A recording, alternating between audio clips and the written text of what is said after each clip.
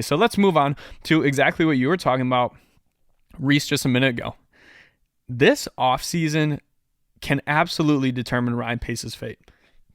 And, we talked about it earlier in the offseason, and we kind of talked about, Matt Nagy and Ryan Pace's fate if the season doesn't go that well. And before, I think, free agency maybe, or the draft, I can't remember exactly when this was, but it was before we made some moves. And I said, you know what? I don't think that Ryan Pace is going to get fired if we have a bad season, because I think Ryan Pace has done enough to show that he is a good GM. He's really good at drafting players. He makes some splash moves that really put this team ahead of other teams. Right. But the more and more I think about it, and the more and more this offseason goes on, this can absolutely be Ryan Pace's last year for the Bears. I'm gonna start this off by saying I am a huge fan of Ryan Pace. But again, as you said, he's left a ton on the table and said no thank you to it. And I don't think we should necessarily, I don't think it's fair to always hold what a GM doesn't do over them. So like for Ryan Pace, I don't know if it was necessarily fair to hold, the fact that he didn't draft Deshaun Watson over him, because there's also another 31 other teams that could have made that happen. Same with Patrick Mahomes. There was 31 other teams that could have made that happen, that could have traded. Yeah. Even teams that didn't have a first round pick could have traded a player, could have done that. 31 other teams did that, right? Only one team selected him. So it's not necessarily fair to hold that over Ryan Pace in choosing if he's a good GM or not. But this offseason is a little bit different, because we have had opportunity after opportunity to sign some big name players. And I know all of us Bears fans are tired of hearing these names, Patrick Mahomes, Deshaun Watson, and then some of these next names I'm going to bring up. But these are some players that the Bears absolutely had an opportunity to sign and willingly chose not to. Cam Newton, first one we talked about extensively. I'm not even sure that Cam Newton would have been the best option for this year. But if Cam Newton goes on and wins a Super Bowl for, the Patriots, that's going to look horrible for Ryan Pace. Yeah. Next person, right? Earl Thomas. We said that we didn't even really want Earl Thomas, right? He's a huge risk associated with him. But hey, we kind of need a safety still. And Earl Thomas is one of the best in the NFL. Okay, Leonard Fournette. We don't necessarily know if this is going to happen yet, but if Ryan Pace says, no, we're good on Leonard Fournette, while we need a running back, while we go into week 1 with Ryan Nall as our starter currently, what does that say? What does it say to the team is my question. What is going into week 1 against the Detroit Lions in one of the most impactful years in not only the GM's career, but the head coach's career and some of the quarterbacks we have on this roster with Ryan Nall as our starting running back? What does that say to the team? What does that say to the Bears organization where, we have some aging defensive pieces? Khalil Mack is going to be young forever. And then we also have Snacks Harrison that we're just letting go of. Not someone that's right out there on the table for us that we could go grab, Freeman that was on the Falcons. He's out there waiting for a team to pick him up. Don't go out and get him. We're leaving a lot on the line this season. We also got 2 Minnesota Vikings starting linemen. Okay, Josh Klein and then Riley Reef is going to be coming, probably cut pretty soon. And we're letting these guys just sit there on the open market. That is really, really concerning to me as a Bears fan. Yeah, and the one that really stands out to me, I'm glad you mentioned, was Snacks Harrison. I mean, to me, that one was like it was actually what's happened here. It will look really bad with Pace just for these reasons, because it's been perfect timing. Like this Fournette situation is perfect timing for the Bears. It happened absolutely right after the Montgomery injury. And Cam Newton. And Cam Newton. Yeah, and Cam Newton. An ex-MVP somehow makes it to the open market for a pretty much a veteran minimum deal with some incentives just in the season that you're looking for a quarterback. Yeah. There's plenty of Nick Foleses that hit the open market. Not to mention Andy Dalton before the Cowboys even got him. Oh, yeah, true. The Bears had plenty of opportunity to go out and get him. But Snacks Harrison, right after Goldman went down, it seemed like, man, he was the obvious place to go right for the defensive tackle. So it's just been a lot of potential to make some quick, fixes on some pretty easy, contracts that aren't going to set you back. If they go bad, they go bad. Hey, you only brought him in for 1 year. You're not signing this person to a multi-year huge deal where he's going to become the top or one of the top players paid in the league. you're not making a commitment like that. You're making a 1-year deal to try to hope that something will work for your team. And, they've neglected that. And in a sense, I respect the pride of, hey, we have players. You brought up the Bears still need something from safety. Hey, we still got Deion Bush. Like, good for them. I understand that feeling and that want to grow from inside and embrace players that have been brought up through the organization. But at the same time, if there's something better out there, go out and get it if you're going to be serious about winning. Yeah, and I think that's a great way to put it, is go out and get it. And, we didn't even bring up the fact that now, obviously, this is a moot point because Warford ended opting out. Larry Warford, a 3-time Pro Bowler over the past 3 years, randomly gets cut from the Saints, and we have a need at offensive guard. We've had plenty of options to improve the offensive line and plenty of capital to do so. We've had plenty of options to improve the running back game and plenty of options to do so. Hell, we've had plenty of options to add another third quality quarterback to this, quarterback room, and we willingly chose not to.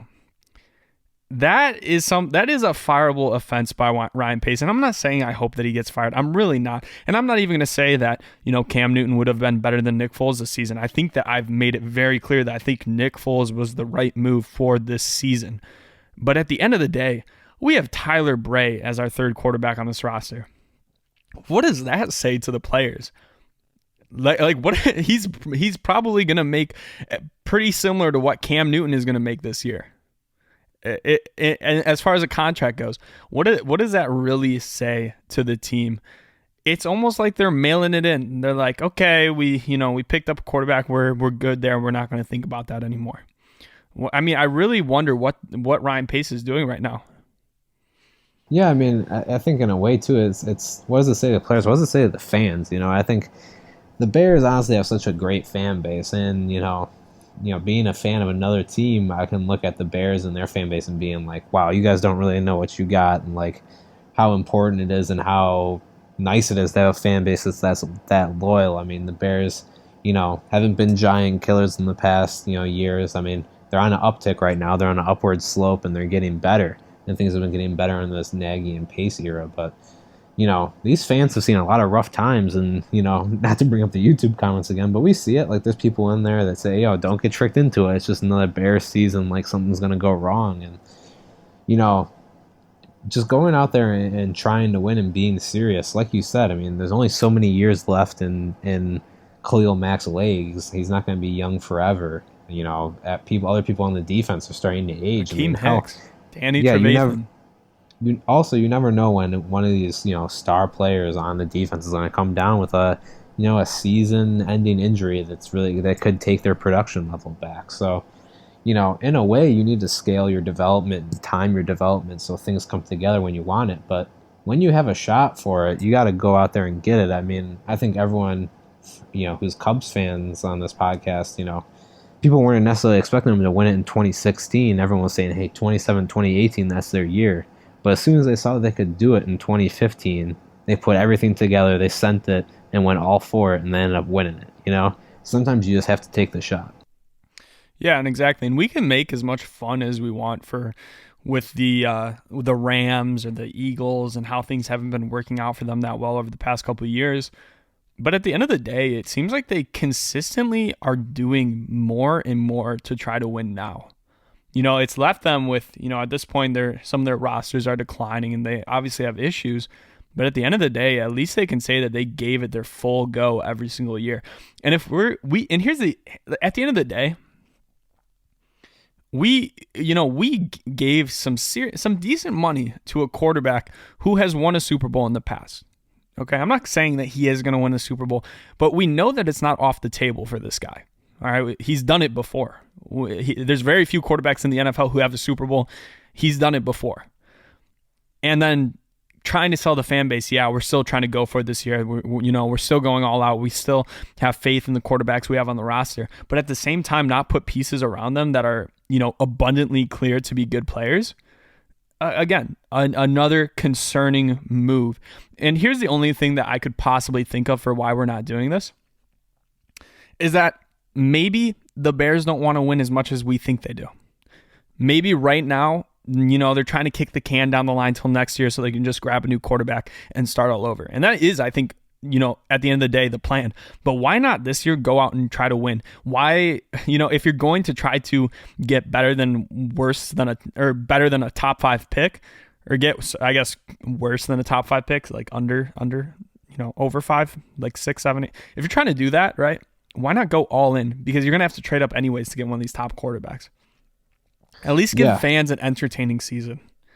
And Exactly. maybe Ryan Pace has the security from the management right now. And maybe Matt Nagy does too. Maybe they're saying, hey, we're all in on you. Take your time. Just do what you can. And that would a little bit explain the situation right now. But at the end of the day, they have left a lot of opportunity on the table. Yeah, and I kind of agree with, the kicking the can notion. I can't say that I don't disagree, because I do want the Bears to start over with a new quarterback that they bring in and kind of develop through the system. I really want that. But at the same time, the way this whole year has worked out, yes, the Bears can still go up and make that trade to get one of the quarterbacks that they want and still go for it all this year. I mean, it's going to be a fully played season. Hopefully it's going to be a fully played season, and hopefully we end up getting a Super Bowl winner. But if that ends up being the case, it's still going to be chaotic. The doors are still all open, and hey, you have one of the best defenses in the league.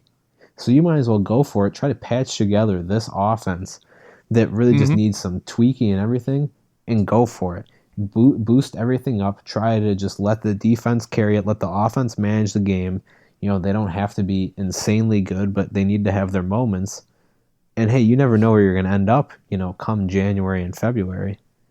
You could be in it. You could be playing to get into the Super Bowl just because you played some very quality football on both ends, and, had decent special teams play to back it up. So here you are looking in with an opportunity to make it in the Super Bowl. That would be the primary scenario that, and like you said, with the Rams and the Eagles, they've gone in all for it, and they're not in the best spot right now. But look how it turned out. The Eagles won a Super Bowl with Nick Foles. They won it. They got their trophy, and the Rams made it to one and played for it. So it's a lot more than what the Bears can necessarily say right now, making into the divisional round or the wild card game just a couple years back. And seems like just yesterday we were on our old podcast, the Truth Football Podcast. I really doubt that any of our current listeners ever listen to that podcast, considering how unsuccessful it was. But something that I remember I'd always make fun of teams for, and I still kind of do, are teams without clear directions, teams that aren't picking. We're either looking for the future or we're trying to win now, and not going all in on that direction. Because when you don't, you just kind of end up in this weird purgatory that leads you to making weird decisions. So, from a lot of people, they might look at this Bears team and say, hey, there's holes here, here, and here. These players are not here. These players aren't the best players here, and here. And I get that. I absolutely 100% get that. But at the end of the day, football is a really weird sport. And it's one of the most unpredictable sports that you could possibly think of. Two examples that I want to bring up. It seems like just 2 years ago when the Ravens had Joe Flacco still under center for them. And the Ravens looked almost certainly like they were just going to blow up the team. And they were going to, aging players, they're going to, cut some players. And, even Lamar Jackson, when he stepped in, he looked okay. But, things weren't necessarily clicking on offense. He was having trouble passing the ball. And then last year happened. And they're one of the key pieces in the NFL. Obviously, they didn't make that much of a playoff splash, but at the end of the day, Lamar Jackson and other pieces on that defense really rose up. There wasn't that much training camp news on Lamar Jackson or anything like that. He just rose up and something weird happened. And, look at the Bears in 2018. The defense, it was the best in the NFL by far, one of the best of the past decade, right? That kind of came out of nowhere. I mean, we knew we had talented pieces, but if they were to all put it together, we didn't really know. Weird things can happen. One other example I want to give you, 49ers last year. Jimmy Garoppolo gets back from a knee injury. You're like, okay, they get Nick Bosa. It's like, okay, that's pretty good. But they still had a lot of different holes on their team. They still had, they're coming off a not a great defensive performance, not a great offensive performance. What were they? They had like the 3rd pick in the NFL last year. The year prior, they got Nick Bosa. Yeah. Right.